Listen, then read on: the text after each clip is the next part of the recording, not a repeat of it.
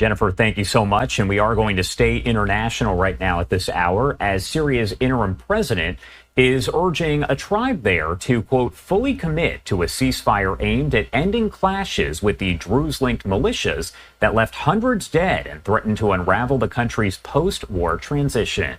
Government forces that were initially sent to restore order but effectively sided with the tribe against the Druze were redeployed to halt renewed fighting that erupted late Thursday.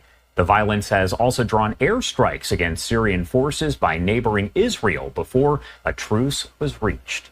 In his second televised address since the fighting started, Syria's interim president blamed, quote, armed groups for reigniting the conflict by, quote, launching retaliatory attacks on those folks and their families. He also said that Israeli intervention, quote, push the country into a dangerous phase. There has been a lot unfolding with this situation, especially over the last several days, and I do want to bring in here Ahmad Sharawi, a research analyst and Syria expert at the Foundation for Defensive Democracies, to help break it all down. Thank you so much for taking the time to be here with us. Thank you for having me. Of course. And the big question here, as all of this does play out, a lot of folks out there are getting kind of bits and pieces of it, myself included. And I'm hoping you can kind of break down who the key players are here and what the conflict overall stems from. Sure. First of all, just to start with how the conflict started, a week from today, or last week, so on July 12th, I believe, there were clashes between Druze militias and Bedouin tribes in the southern province of Suwaida in Syria. The Druze is an ethno-religious minority in Syria. They are spread all around the Levant region in Jordan, Lebanon, Syria, and Israel.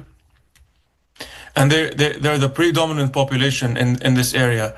There's a Bedouin minority. These are Sunni Arabs, tribes who are total around 150,000 in that area. And there's been clashes between both parties even before the creation of the Syrian state.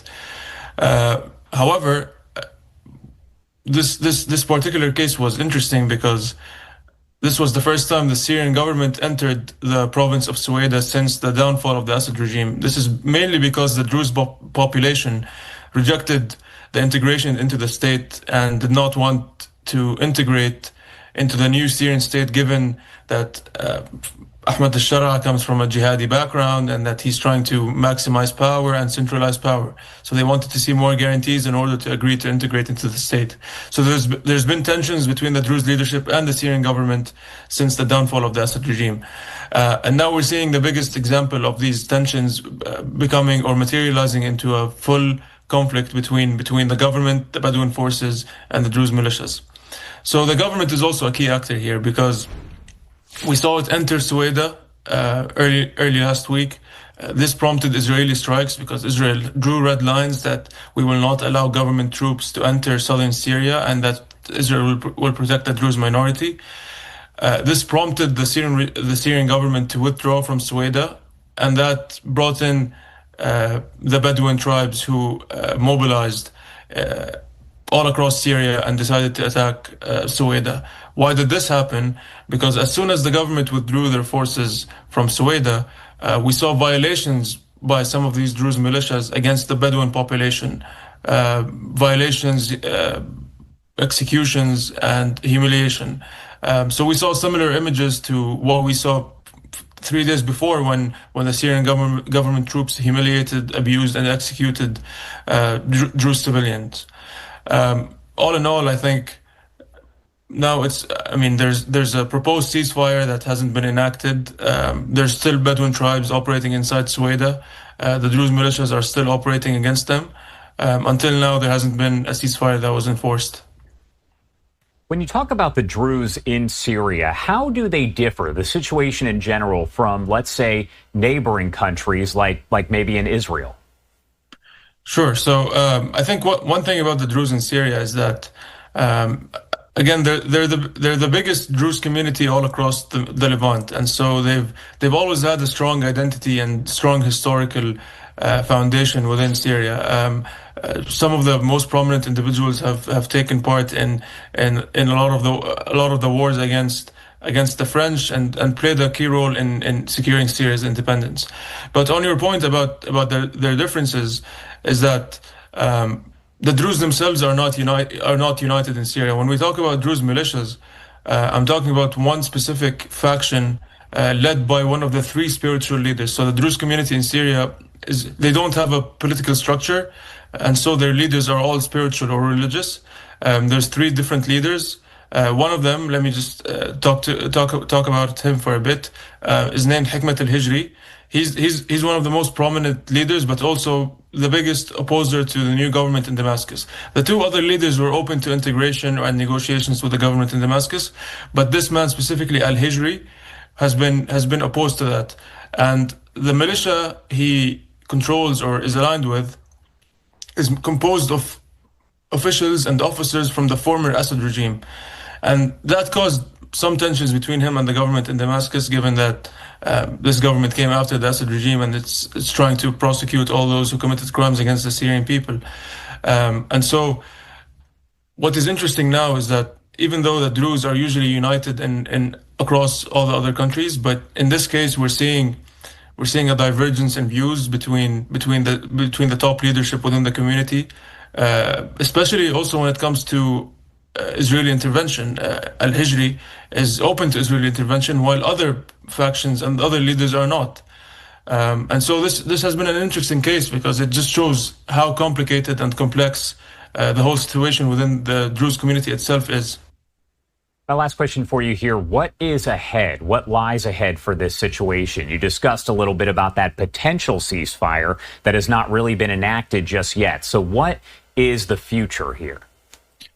Well, the future is, I think this issue is not only domestic, but it also highlights the relationship or the potential relationship between Israel and Syria. We've been hearing news about potential normalization or a security agreement between both countries until last week. But now, after these airstrikes, one has to put serious doubts on if such solution would be realistic.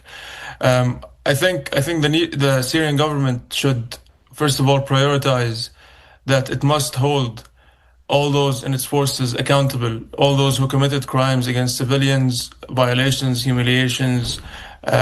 They need to be held accountable.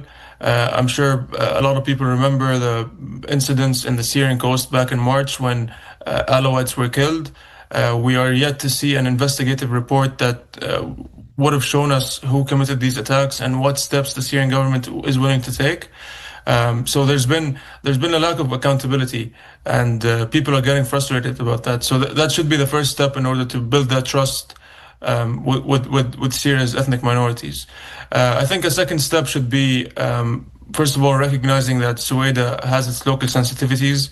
I think one of their, again, as I said, one of the biggest concerns that the Druze had is that the new government is composed of those who are former radical jihadis that might perceive ethnic minorities in a different way, that might be abusive or violate against them. And so I think the government needs to recognize that not just because they overthrew the Assad regime that they get to control the whole thing, the whole Syrian geography. There must be a political process that includes equal representation for all segments of the Syrian population. In terms of things on the ground, I think it's necessary. Things have evolved over the past 24 hours. There's more than 50,000 Bedouin tribes who are unaffiliated with the government, but I would say they're aligned. The Syrian government needs to stop their, emergence into Suwaida, but there also should be a mechanism in which all heavy weaponry should be stripped from all militias. So it's a bit complicated, and one has to assume that Shara needs to take a more proactive role in seizing all military operations that are committed by these Bedouin tribes, because they don't fall under the government's control, and so they can be pretty rash when it comes to dealing with civilians. For the Druze, I think they will resist disarming, but I would imagine that international pressure might lead them to at least disarm for now. However, I don't think this ceasefire will hold. I think it will be a very fragile one. just because it doesn't detail who will be in control of Suwaida or how the mechanism of disarming will be enacted.